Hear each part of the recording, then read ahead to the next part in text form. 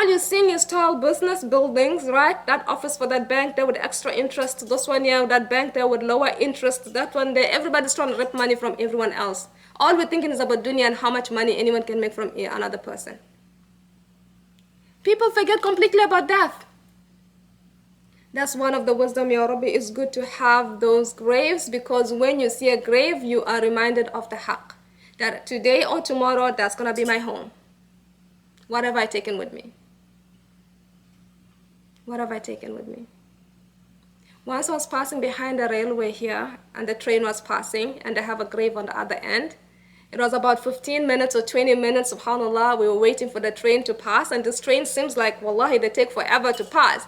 But walillahi alhamd, I got to appreciate the sight, because on the other side of my left-hand side, it was a graveyard.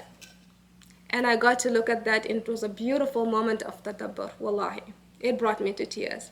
Saying, Ya Rabbi, this is dunya, today I'm upon the earth, tomorrow I could be underneath the earth. And that's the blessing of having these graves.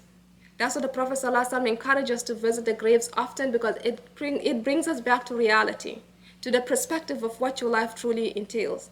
That you are not immortal. You know, you're going to live today and tomorrow you're gone. Right?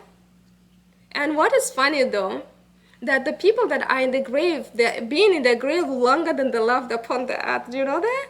Like when you visit the graves, how long those graves are? They're like 19 Kal'ar dinosaurs time. Right? Long time ago, those people are still in their grave. But how long they live in this world? For 60, 70, 80, 90, and the sakarat, they come, Ya Rabbi, just take me, I'm done now. Like 80 years when you reach that time. Well, some they're fortunate, they're 80 and they're still healthy. But for the most of us, when you're that age, Ya Rabbi, you cannot even help yourself. You just become a burden for everyone else. Right?